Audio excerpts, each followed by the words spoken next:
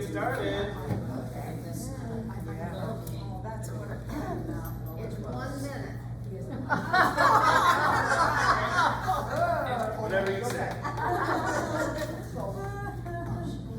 Okay, welcome to Books in Focus. We're going to talk about some hot new books. Starting with the hot new fiction. So James Patterson, he actually has 2 new ones coming out.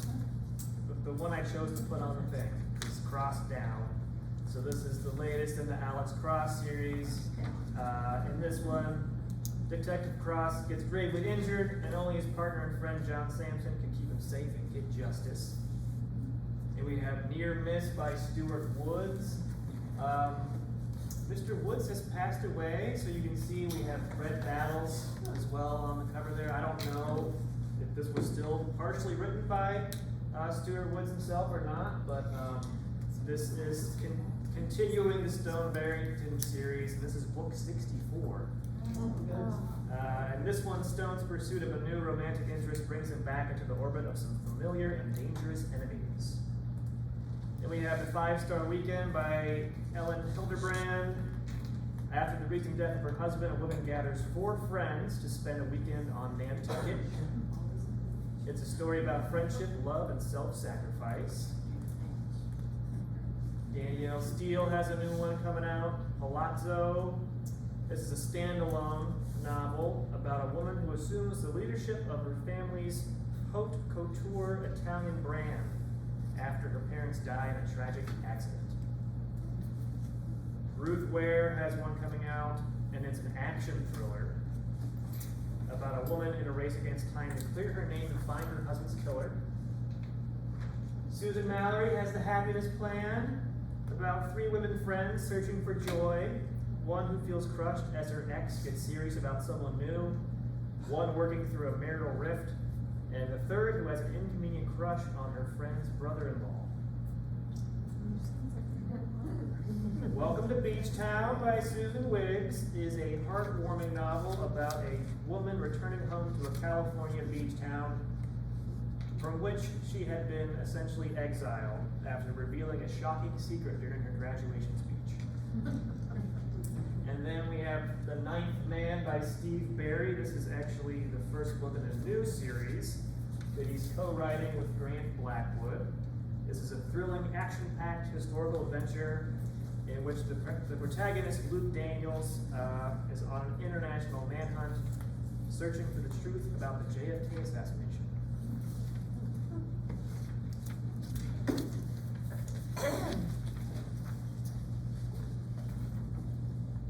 Some exciting new nonfiction as well. The first one is Page Boy by Elliot Page.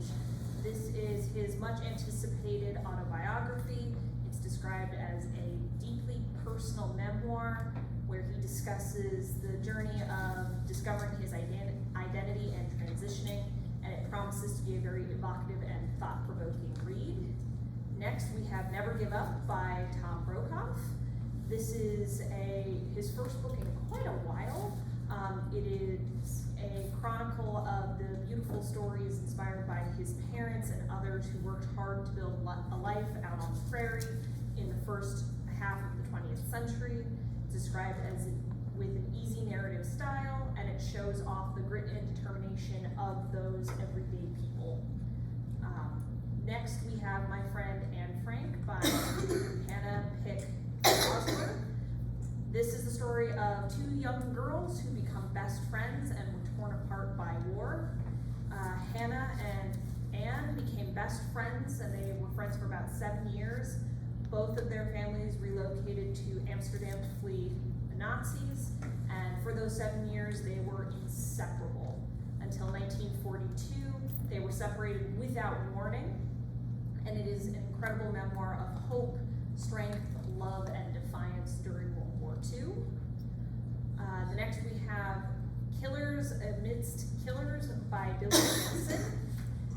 So this one is super creepy, at least it was for me when I was looking up the information about this book. It is the chilling story of Billy Jensen's investigation into serial killers who have been using the opioid epidemic to cover their activities. And his investigation begins in 2017 in Columbus, Ohio.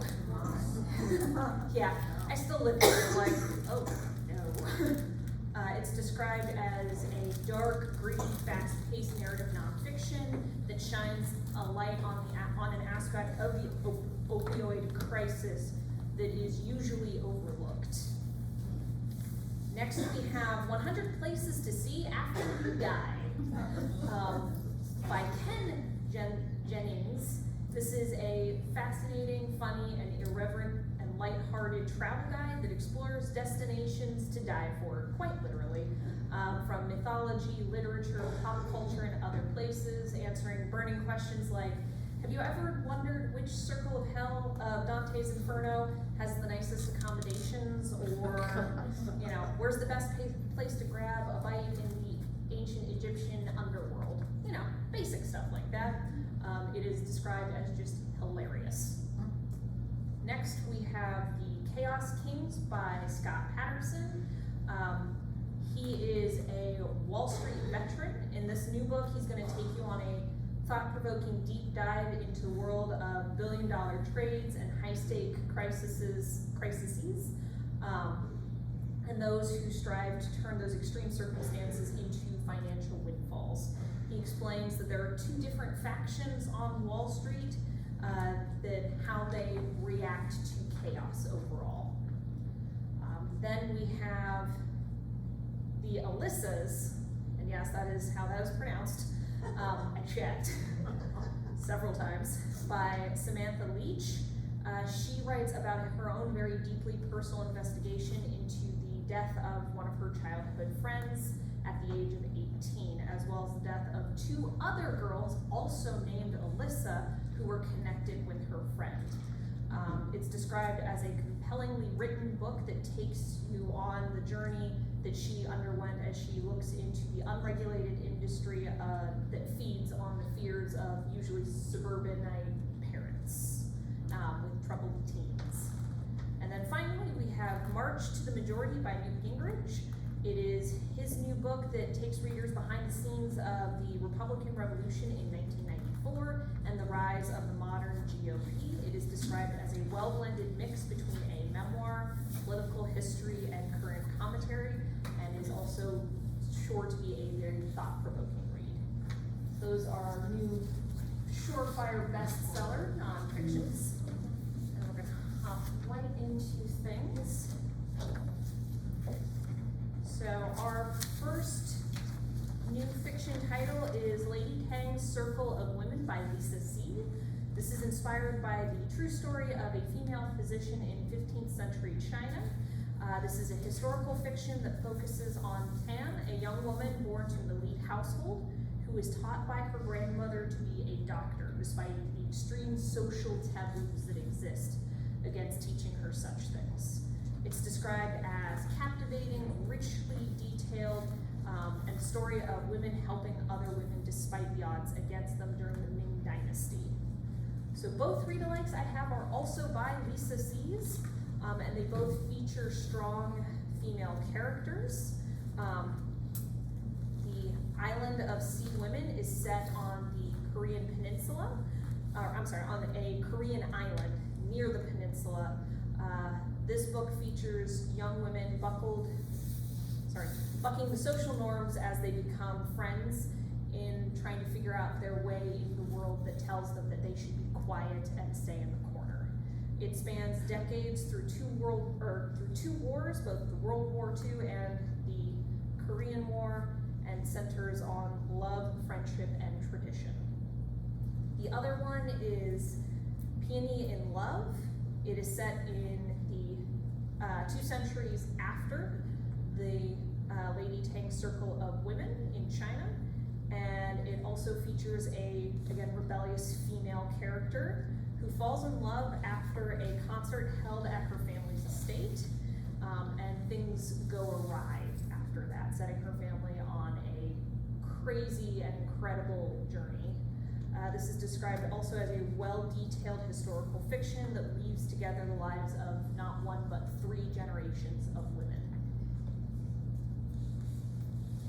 You're still stuck with me, I'm sorry. I will stop. Next, we have The Wind Knows My Name by Isabel Allende. This is a powerful, evocative novel about the sacrifices parents make for their children and the strength of those kids who survive to continue their parents' dream. This story weaves together past and present, tracing the ripple effects of war and immigration on two children, one from 1938 Vienna and the other from 2019 United States. It's described as having beautiful prose, strong themes of family, love, and resilience, and is promising to be a very thought-provoking read. The first read-alike I have is Any Other Family by Eleanor Brown, which is also a striking and intimate novel about the sacrifices three very different women face in raising their connected family. They are three sets of parents who adopted four biological siblings and are committed to keeping the kids together and connected. It has a large cast of very well-developed characters and is a poignant look at how families evolve and a striking portrait of motherhood in all forms. So it is one, I kind of had to wrestle Nicole for it, just so y'all know. She really, really loved this book. The other read-alike I have is No Two Persons by Erica Baumeister. And I picked this one as a read-alike because it focuses on 9 people and their reaction to one book. And it's the connections they have to that book to make it a really, really interesting story. It is unfortunately currently checked out, but definitely something I'd recommend. So don't talk to me about getting, finding whoever has it. Sorry.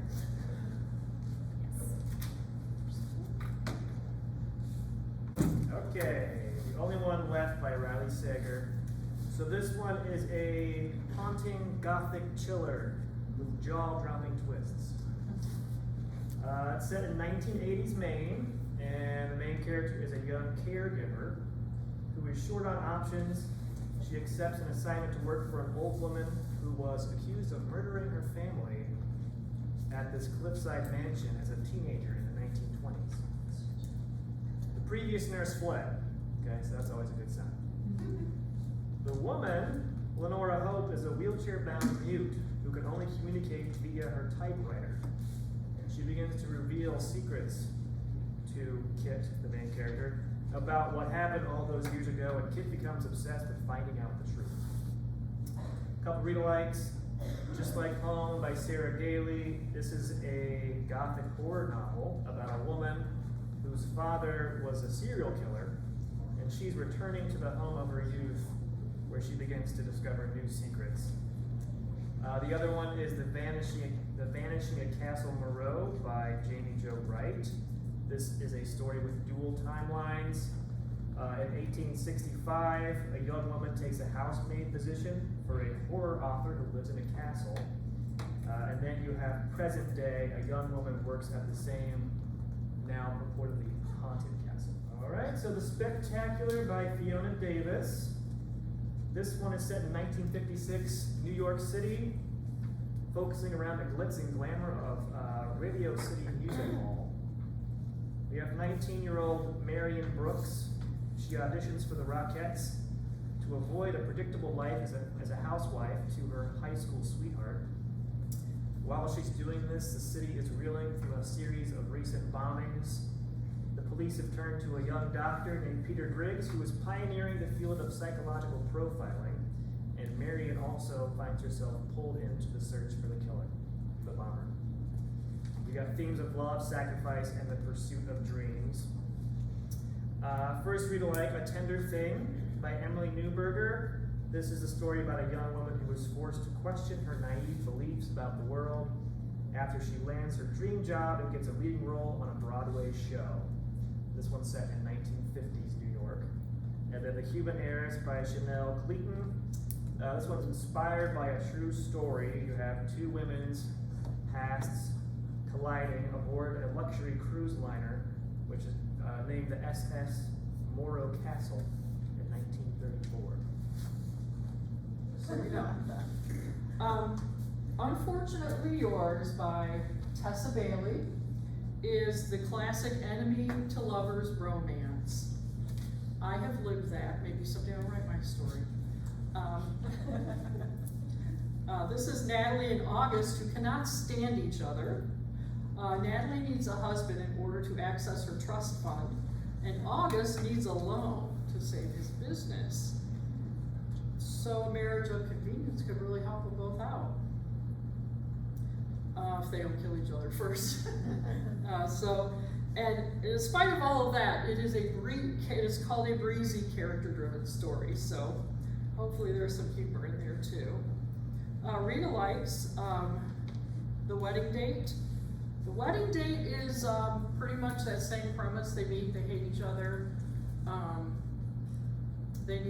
One of them needs a date to go to a wedding, and that's how they get together. And then, well, I need somebody to take home, so my family won't bother me about not dating anyone. And they have a fake relationship that obviously turns into something more. And You Deserve Each Other by Sarah Hogel is also a funny and heartwarming romantic comedy. And they can't stand each other, but they're getting married. And the crux of the story is how things get complicated when they start planning that wedding day. The new title is The Spare Room, which we all dream of having in our homes, especially when they're packed with children or something.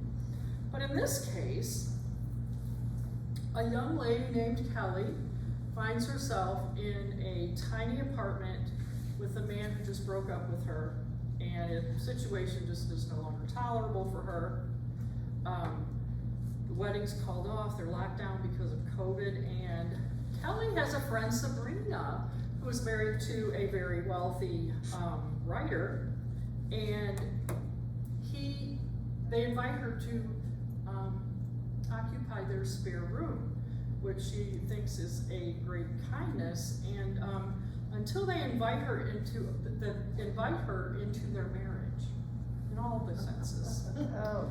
So she must navigate her new risque world, and then she discovers that the last woman that took that bait has never been seen again. So it's edgy, it's a domestic suspense, a geniusly plotted story that explores boundaries, loyalty, and toxic relationships. Some similar qualities and focus on the female are Andrea Barton's previous book, We Were Never Here. This is Emily having the time of her life backpacking with her best friend, Kristen. And then there's a dead body in the room. And Kristen seems to have no idea how this happened, but Emily remembers that this has happened before.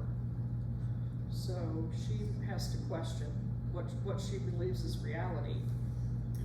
And The House in the Pines is by Ana Reyes, and it also focuses on friendship and loyalty. This is a psychological suspense book about a young woman who is haunted by her best friend's death from when they were teenagers. And that it's brought up when there is a similar death in the same neighborhood years later.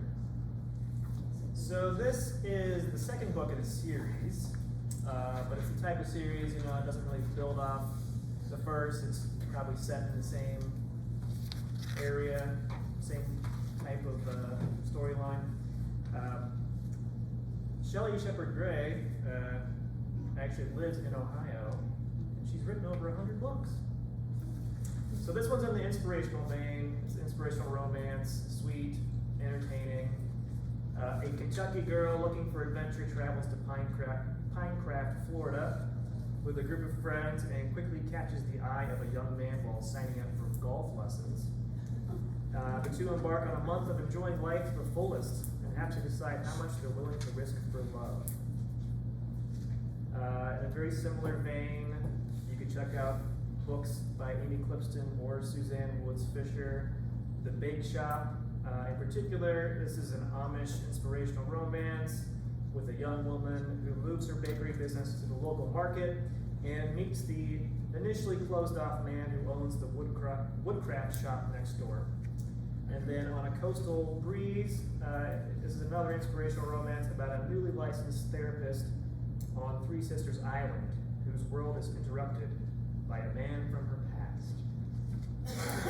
So this is Love Theoretically by Ali Hazelwood. This has been described as a STEMinist rom-com, STEM, S-T-E-M. It's quirky and charming with geeky humor and snarky banter. You have feuds, fake dating, the enemies to lovers trope. The main character is theoretical physicist Elsie Hanaway. She's an adjunct professor who makes much needed extra cash by hiring herself out as a fake girlfriend, putting on whatever persona is required for the occasion. Meanwhile, she finds herself falling for a rival physicist who stands between her and her dream job. So here you have themes of letting your guard down and being your true self. The Love Con by Ceresia Glass. This is another one with fake dating. Instead of enemies to lovers, you have friends to lovers. Similar kind of role playing, putting on different personas theme, and obviously another romance title. By Any Other Name by Lauren Kate is an enemies to lovers romance about an editor, her best-selling author, and one life-changing secret. I'll just lay them down and swap them out a little bit. Okay, All the Sinners Bleed. This is by S.A. Cosby. Mr. Cosby also recently wrote Blacktop Wasteland and Razorblade Tears. Both of those books have been optioned for movies, and the reviewers believe that this one will be too. All the Sinners Bleed takes place in Sharon County, which is a small place in the South, and there's a new sheriff in town, and the new sheriff is a black man. And he has worked with the FBI as a profiler. And there's a school shooting that begins a chain of events that are described as the fresh hell descending on this little town. Those killers at large and Titus Crown, who is the new sheriff, has to use all of his skills to try to decide who is the real enemy, who is the real suspect, because as it begins, he suspects everyone. There are many characters in this story, and I think that's probably one of Crosby's sort of patterns. He has many characters, many layers. Sounds like this one's going to be the same way. But he's trying to cut through the brutal secrets and get to the bottom of these crimes. And there's a great quote, but it has a really bad cuss word, so I'm not going to read it. But he is, this says, it's another provocative and page-turning entry in the Southern noir genre. So obviously, Razorblade Tears, that was his most recent one. That was about, Southern town, many characters. You think you know what happened, but you don't, so you have to kind of let it unfold. And then Karen Slaughter's Pieces of Her, she also often writes Southern town, many characters, sort of dark and mysterious noir type topics, and as does Ace Atkins. And I also brought, this is probably my favorite Southern noir ever, Natchez Bernie by Greg Iles. It's #1 in a trilogy. All of the books are doorstops. And his storytelling is just this side of spectacular. He's very, very, very good storyteller. And once again, it's another story with many layers, a lot of darkness. Not always easy to read, but brings a lot of thoughts to mind if you can get through enjoyed reading it. Some parts are very difficult. This is the beach at Summerley. And this is a fictional island. The time is 1946, and young Amelia is looking after her mother who's had a stroke. She's put her own aspirations aside to take care of her mom. And her father maintains a beachfront estate while the sons go off to war. One of the sons does not make it back. Two come back, one does not. And Aunt Olive also shows up. And she's living in the guest house.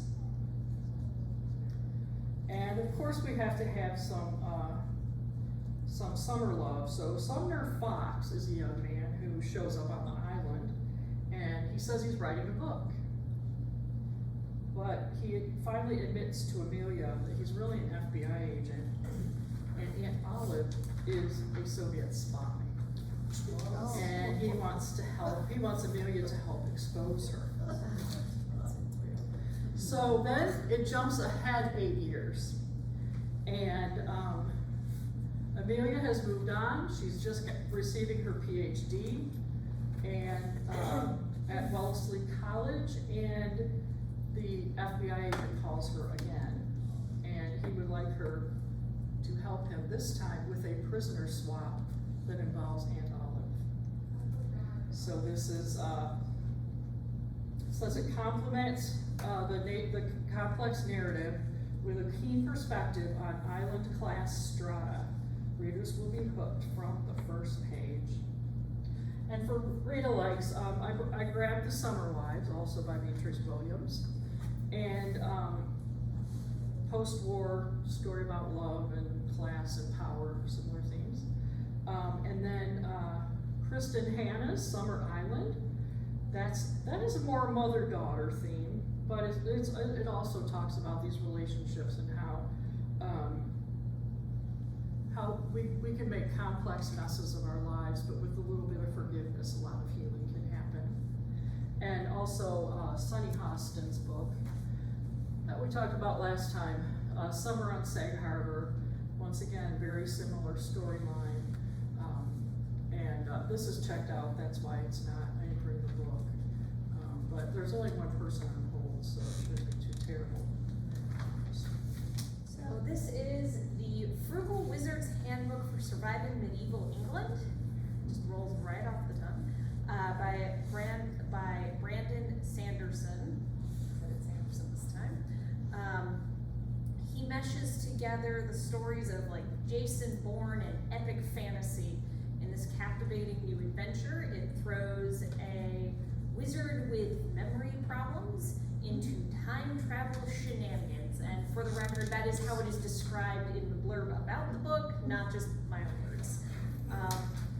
Where his only hope for survival and recovering his memories is to figure out how to survive in medieval England.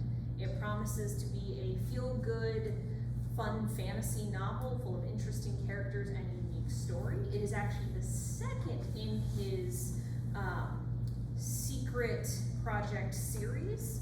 The first, and my first read-alike, is Tress of the Emerald Sea. This is the first in that series, and it's about a girl who enjoys a simple life at home with her father and with her friend Charlie. It's all she's ever known, and then they set off on her father and best friend set off on a journey across the ocean that is ended with disaster, so it seems. And it's up to Tress to figure out what has happened. It's also described as a unique and fun adventure fantasy. The other read-alike I have is Night Watch by Terry Pratchett, one of my all-time favorite authors. This is one of the Discworld books. One of the fun things with the Discworld series, although there are quite a lot of them, is that you don't have to read them in order. You can jump around quite a bit. This also has very unique characters, and there is a time travel component in it. Terry Pratchett has a very fun, somewhat snarky narrative voice. This one focuses on Commander Sam Vines of the Ankh-Morpork City Watch, and he is struck by lightning and sent to the past. And as it turns out, living in the past is hard, but dying in the past is incredibly easy. And he has work to do to teach himself, his younger self, to be a good city watchman, and also to survive and figure out what's going on. It is a quirky fantasy that is just a ton of fun. Dead Man's Wake is a new mystery. 14th book in the Mike Bowditch mystery series about a game warden investigator in Maine. In this latest book, the main character's engagement party is interrupted by the discovery of a double murder of a man and the woman with whom he was having an affair. They had both been plowed into by a speedboat. The finale is a tour de force of drama and suspense. So, in very similar veins, C.J. Box's Joe Pickett series, Joe Pickett, Game Warden, Mystery Thriller. Okay. This is, the book I have here, Shadows Real, is just the second most recent book. The most recent is checked out. And then William Kent Kruger writes the Cork O'Connor mystery series, which features the part Irish, part Native American sheriff by that name, and those are set in northern Minnesota. And then You Were Always Mine by Christina Pride and Joe Piazza. This one is described as moving and provocative, entertaining escapism and satisfying cultural criticism all at once. You have Cinnamon, who is a 34-year-old black woman and survivor of the foster care system, who strikes up a friendship with Daisy, a white 19-year-old girl she meets on her lunch breaks in the park. Daisy, who is secretly pregnant with an unwanted baby, leaves the baby in the park one day for Cinnamon to find. Feeling obligated to take the baby in, Cinnamon has to navigate all the complications that ensue, including having to revisit the truth about her own past. So we have themes of race, class, motherhood, secrets, trauma, all here. These two authors also co-wrote the book We Are Not Like Them, which was their first book together. This one's told from alternating perspectives. It's the story of two women, one black, one white, and how their friendship changes after a traumatic event. So you can tell it's very similar in tone to the new one here. We Are Not Like Them was also a Good Morning America book club pick. And another read alike would be Black Cake by Charmaine Wilkerson. This one's about two estranged siblings who have to set aside their differences to deal with their mother's death. All right, tighten your safety belts. I Am Homeless If This Is Not My Home is a story that finds us meeting Finn, who has just lost his teaching job, and his girlfriend, Lily, has died by suicide. And while he's visiting Lily's grave, she's beginning to decompose, but she lets him know that she's not really dead, and asks him if she would please drive her to a body farm in Tennessee where she can die once more and become a specimen for forensic research. So this is their road trip.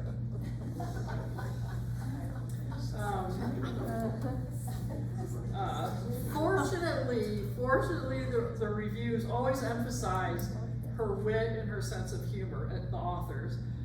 So hopefully that's going to keep coming through. And it says some of the jokes are sharper than others, but more strikes gold when her characters drop the act and express their feelings. And ultimately, this builds to a beautiful meditation on the difficulty of letting go, and as well as in the ways a person lives on through the memories of others. Very important lessons, I think, for just about everybody. The two read-alikes I brought were The Passenger by Lisa Lutz, not Cormac McCarthy. This is about a young woman who tries to live off the grid after she leaves her husband dead at the bottom of the stairs. And she hooks up with her friend, and they are on the run, so it's about their run. And then In Big Trouble by Laura Lippman, that is a Tess Monaghan, the number 4 in the series, suspense novel in which Tess must find her ex-boyfriend before the sheriff does, because she knows he's in trouble. And then I also grabbed Lori Moore's, one of her previous books. This is called Bark Stories. It's 8 short stories. And the reviews of this book, it sounds to me, I've not read all of her books, but it sounds to me it's like it is with Bark that she's matured into her own writing style. The criticisms of the stories in the book indicate she's really honed her craft. There was a 15-year difference between the previous book and Bark. And so she's a master of hilarious pitfalls and showing her wisdom. Okay, Famous in a Small Town by Viola Shipman. This one comes out on June 13th. This is a sweet, nostalgic, charming story.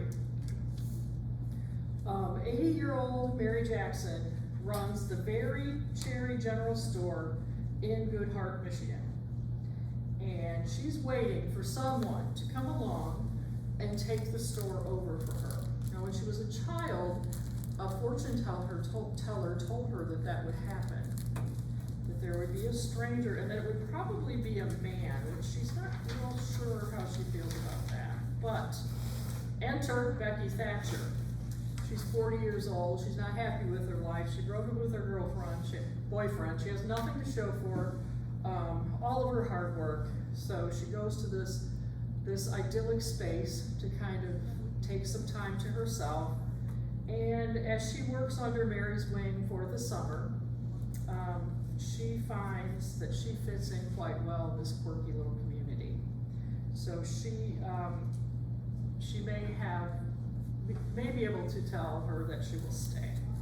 This says it has memorable characters, small town lore, and it's an enchanting novel with a magical story about the family you're born with and the one you choose.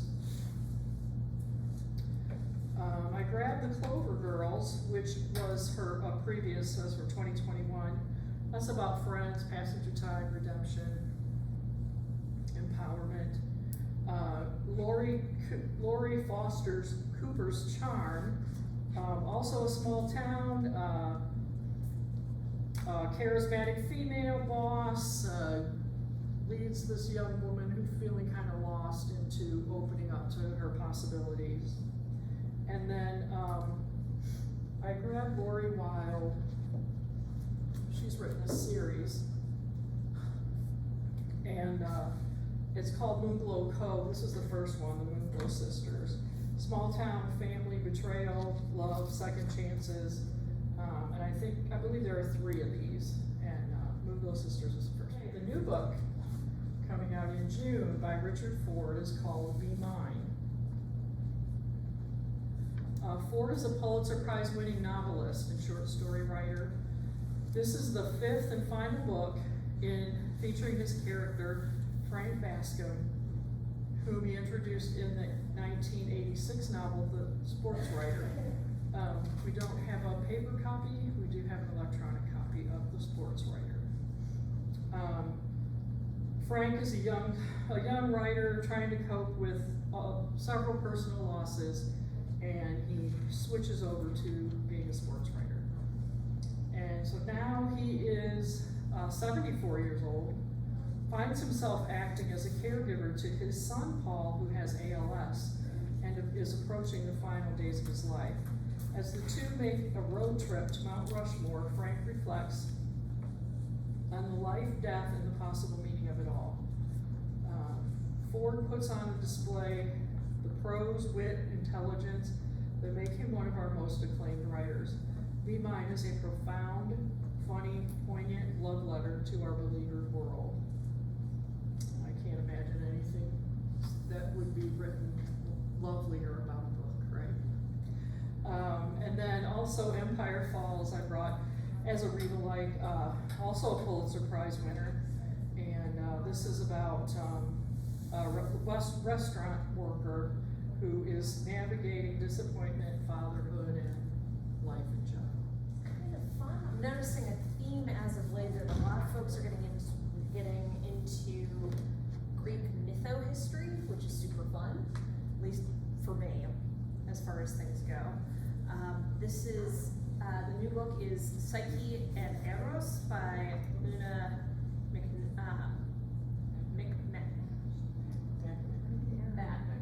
Thank you.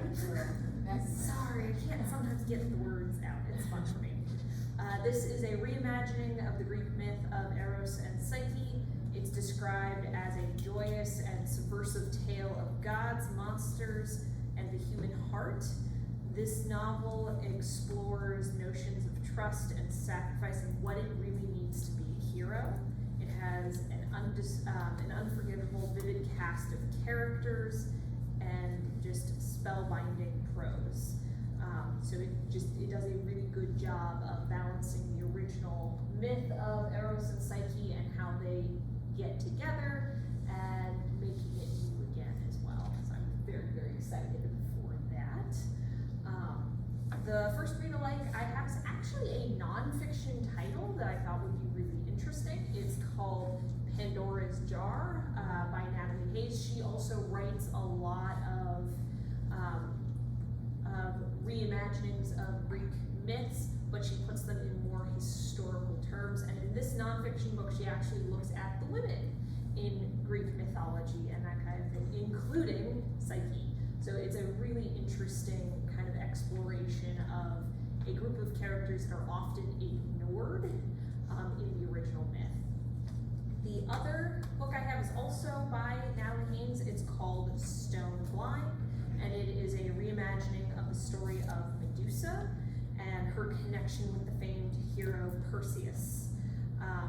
She has reframed the story to look at the darker side of heroism in the ancient Greek world. It's described as having really well-developed characters and just a great kind of sense of place. That, and I love the cover art personally.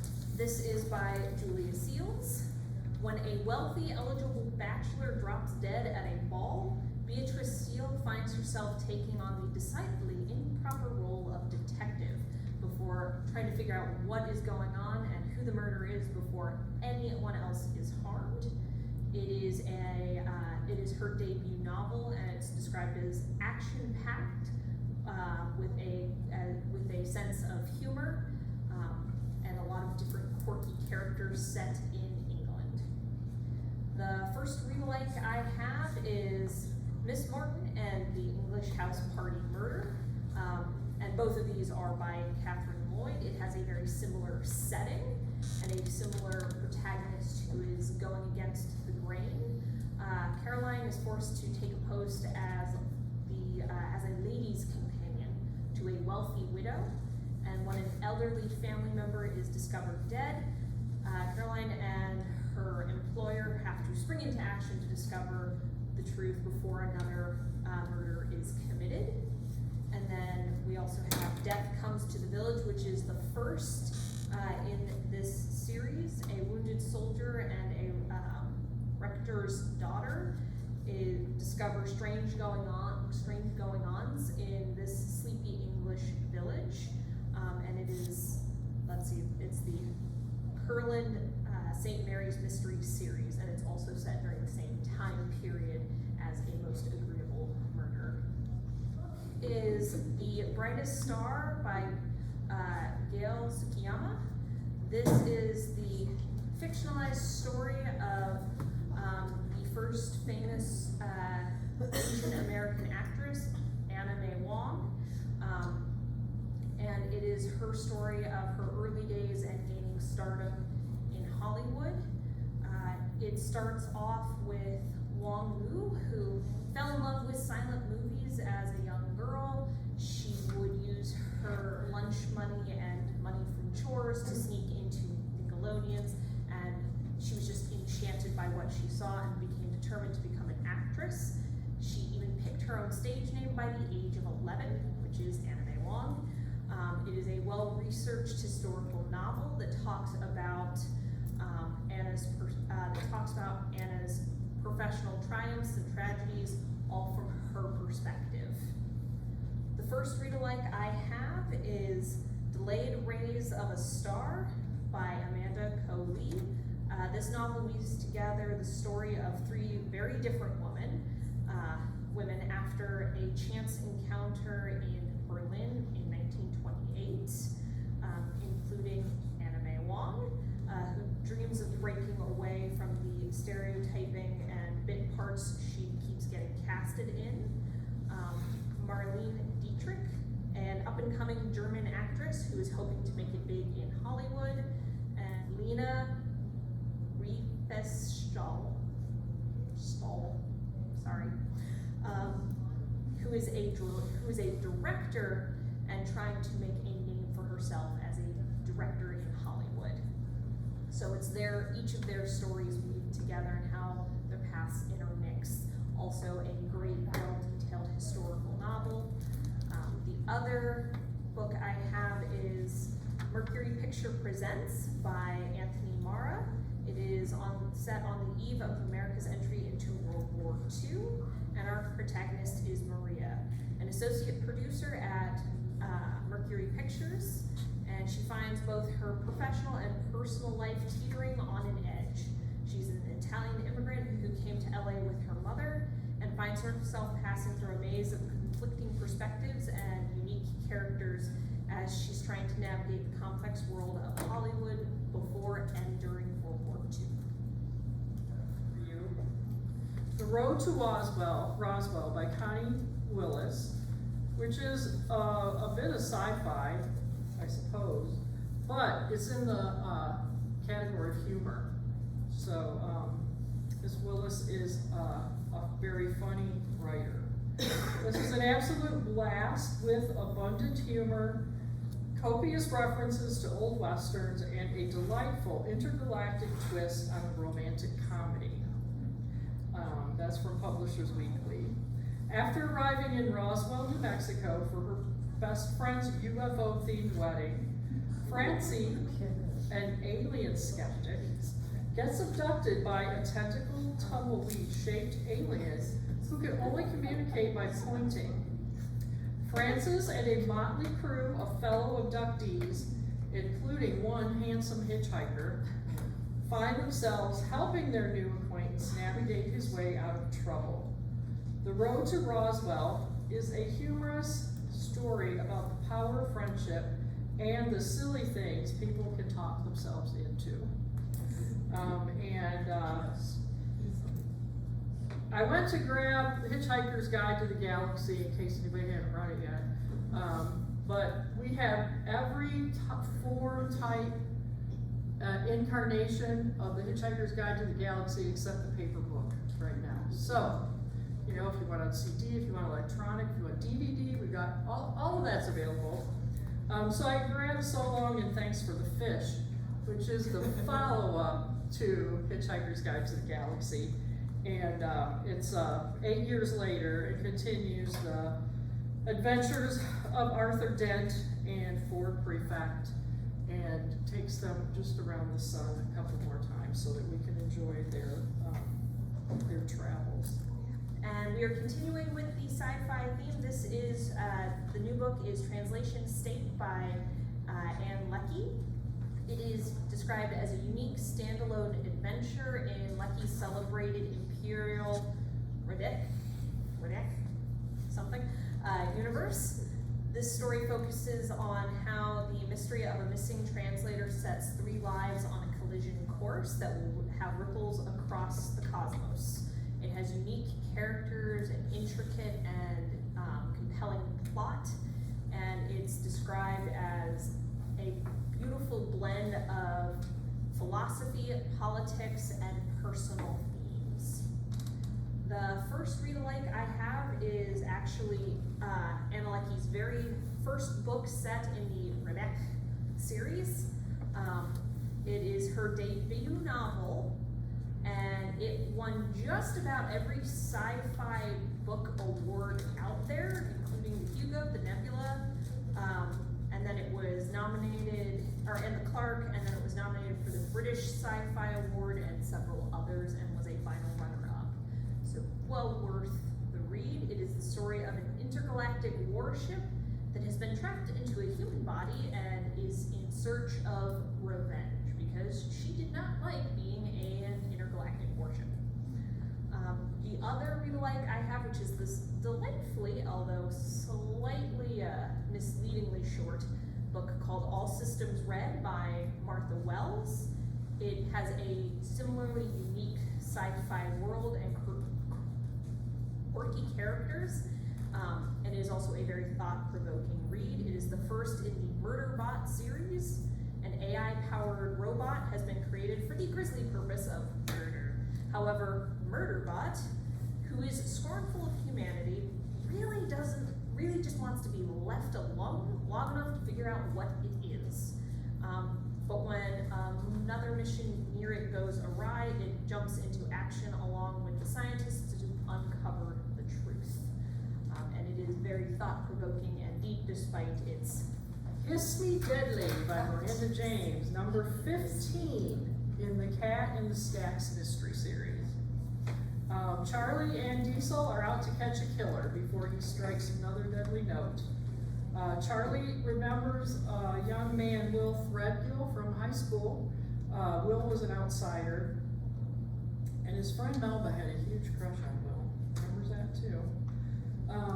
But Will left their school after his junior year, and he hit the road for California and never looked back. And eventually he became a star, fronting a band and writing award-winning songs. He has returned to their hometown to work for 2 weeks with students in the college music program. Suddenly his entourage becomes the target of acts of petty harassment. First, Will is shrugging them off, but those incidents escalate and do become more troubling. And when one of the band members is killed, Charlie worries that Melba could be in deadly danger. So it's up to Charlie and Diesel to find out who hates Will Threadgill enough to silence his song forever. Grab a Miranda James. She always includes the cat in her stories, and her stories are always full of mystery. Rita Mae Brown, the same way. Her Sneaky Pie Brown books she's prolific with those, and they're always fun to read. And coincidentally, the book I'm reading right now is called Miss Blaine's Prefect and the Weird Sisters. And this book is starring Miranda Shield, I swear to God. Because every page I read, I hear Miranda talking like the main character. And she's led into this world, this different world, by a man who's been turned into a cat. It couldn't be more appropriate. This book is fantastic and wonderful, and it's been a joy to read. I'm not quite done yet, but if you're interested in that, you can also grab that as a hold. I don't think there's any other holds on it, but it's a new mystery, and the author is Olga Woshtas, and I've just not read anything like this. This is a very fun book. Maybe more fun for me because I'm Miranda. I don't know. It's about the rebellions within an interracial family in the 1960s. The son, no, we'll start with the daughter. The daughter is very focused and goal-oriented, and she wants to be a doctor. And her brother, he's a little more of a free spirit, and he likes the American European hippies, who are descending on Tangier and Casablanca and Essaouira to do drugs and practice free love. This takes place in Morocco, so it wasn't just happening in America. The children are dreaming of the radiant future. The ideals of their youth begin to collide with the reality of racism and corruption. This is a coming of age in the face of seductions of power and privilege. As Morocco, they become an independent state, and then their political structure is completely tipped on its ear. Vanishing Half, not exactly about biracial, but an interesting study. Most of you have probably read it, twin sisters, one passes as white, one does not. And that creates just interesting conflict in each of them and in their family. And Spencer Wolf's debut, The Fire in His Wake, that is about two men. One is Moroccan, the other is Congolese, and they are left for dead after a surge of ethnic violence. And this story follows those two men throughout the life that they build when they do finally escape. And then I also grabbed from the nonfiction, of course, Trevor Noah. I don't think he's quite the 60s, he's a little young, but his story is about being raised in South Africa during apartheid. And of course, Barack Obama, he's written several just really lovely memoir, autobiography type things about his growing up. Not only white mother, black father, but Hawaiian grandparents. So he's kind of got a triple whammy to deal with as he's grown. Okay, The Cafe at Beach End is an emotional story of starting over and reclaiming happiness. So you have Meredith Collins. She's returning to her beloved childhood home of Cape Sanctuary with the bad reputation of a wife whose husband, unbeknownst to her, has swindled investors out of millions. She has a beach cottage she inherited from her grandmother and a cousin she used to be close with who lives there, but she burned that bridge a long time ago. So she's looking to start over, and she's being drawn to a mysterious writer that lives next door. So this is a story about starting over and the uncertainty of all that. If you're interested in women living near bodies of water, you could also check out the bookstore on the beach. In this one, a woman visits the beachside town where she was raised and runs into the boy who stole her heart in high school. And then Starlight on Willow Lake is another story about a woman looking to start over in a lakeside town and the relationship she forms with her employer's son. So, Hands of Time by Rebecca Struthers is an intricate and unique exploration of the history of timepieces and the science of how we keep time. She argues that the innovation of timepieces is one of the most significant to human culture than either the printing press or the wheel. It's described as eloquent prose and a beautiful narrative flow. As this book explores the history of timepieces and how they have shaped our world. And it is our first nonfiction book. Sorry, I got so excited to get up here and talk about it, but I forgot to mention that we're in the nonfiction section now. It's good times. Yep. The first read-alike I have is in a similar vein. It is called The Riddles of the Compass, and it is a well-researched history of how we tell where we're going, and it traces the history and the origins of the compass from ancient times to all the way up through Columbus and the 1490s and that time period. It is described as insightful and entertaining. And then, since our book, The Hands of Time, is talking about time, I thought it would be a good time to talk about time. And we have A Brief History of Time by Stephen Hawking, if you want to understand what it is we're measuring in the first place, along with everything else. It's good times had by all. I don't think I can put time much more into that, into those sentences, but I tried. And then this is How to Stay Married by Harrison Scott Key. This is described as a witty, poignant, and painful memoir of a marriage on the brink of collapse that comes back. After 15 years of marriage, Key's wife admitted to him that she was having an affair with a family friend. And this is his story of coming to terms with that and realizing what was happening in his marriage, things that he did and didn't do that could have changed it, and things that she did and didn't do that could have changed it as well. It is described as an accessibly written book that looks at how the affair has impacted their family and their faith. Occasionally dark, but never malign or vindictive. It is a book that documents the importance of empathy, love, and understanding. And in that same vein, I have This Is How Your Marriage Ends by Matthew Fry. He unfortunately was not able to save his marriage. There wasn't an affair involved, but it was his realization of that he was a good guy, but a terrible husband. And the things that, an honest look of how your behavior impacts your partner. And the lessons he learned from his own marriage. It is raw and honest, but also occasionally funny. And then we have 8 Dates, The Essential Conversations for a Lifetime of Love by Dr. John Gottman. Dr. Gottman and his wife are actually considered love experts. They are clinical practitioners with degrees in psychology and several others.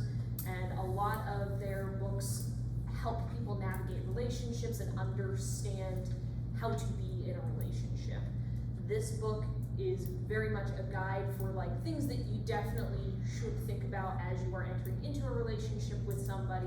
Some of the basic things like kids and like finances and that kind of stuff, but other deeper conversations that you want to have with your partner before embarking on the road of marriage. It's both very helpful. By Elizabeth Currid Halkett. The author is a public policy expert. She's a professor of urban planning and public policy at the University of South Carolina. And the book is about how small-town America's surprising success reshapes our understanding of the nation's urban-rural divide. I believe that's the subtitle. No, not subtitle. But basically in this book she's arguing that our nation is less divided by geography than the media would have us think, and she seeks to undo stereotypes about rural America, and she uses statistical analysis and extensive phone interviews to do that. Cheapland, Colorado by Tim Conover is the first-hand account of Americans living off the grid in San Luis Valley, written after the author immersed himself in that culture for parts of 4 years. And then another read-alike would be Rural Voices by Nora Carpenter. This is 15 authors who together, through essays, some poetry, I think some short stories, challenge the assumptions we have about small-town America.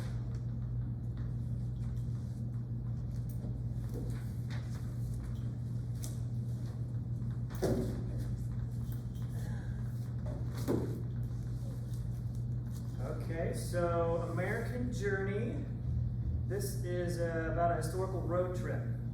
It's nostalgic, somewhat rambling story about some famous historical figures and the road trips they would go on together.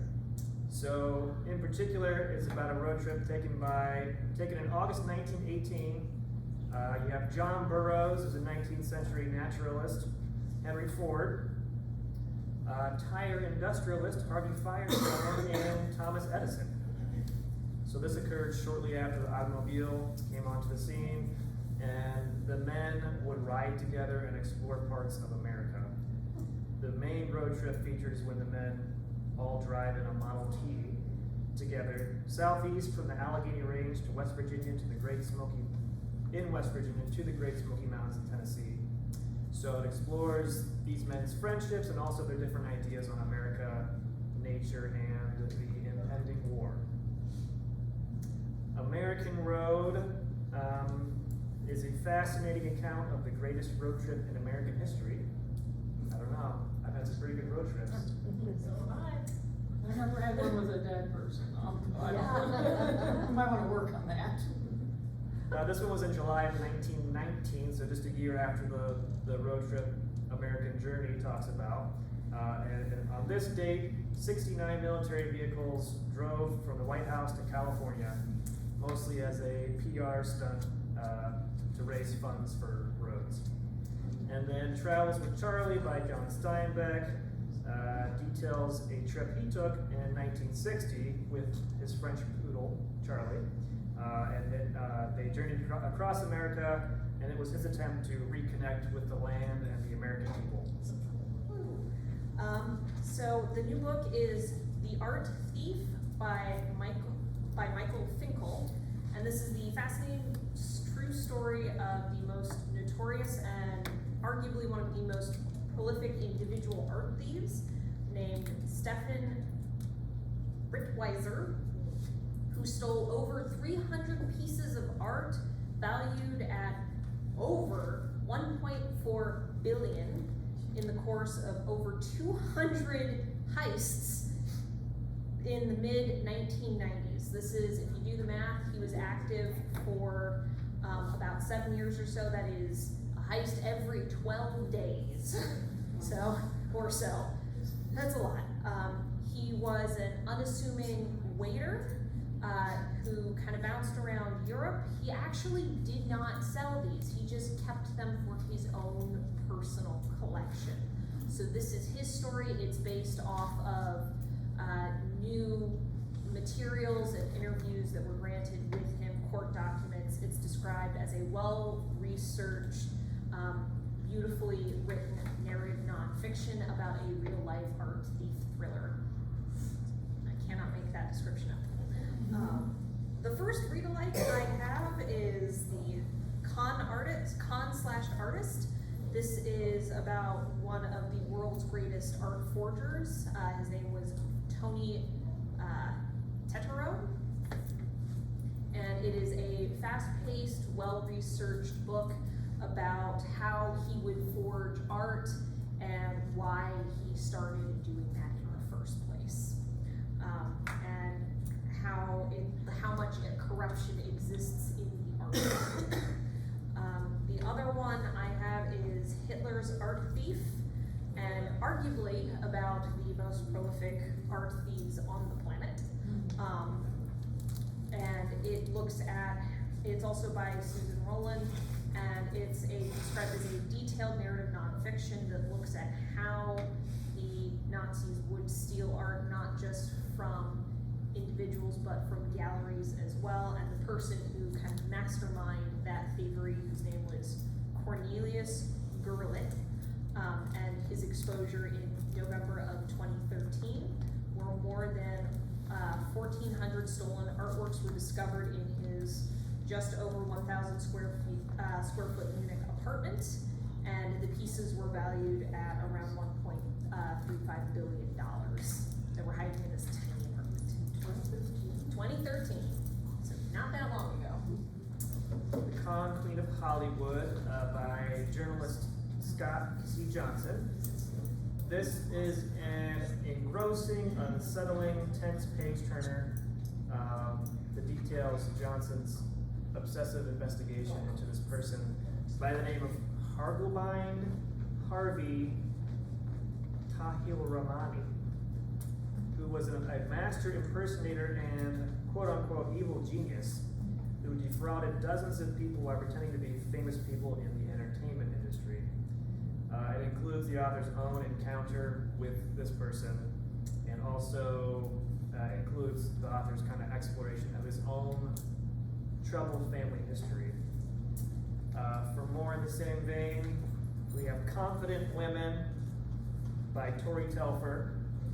This is a thoroughly entertaining and darkly humorous roundup of history's notorious but often forgotten female con artists and their bold, outrageous scams.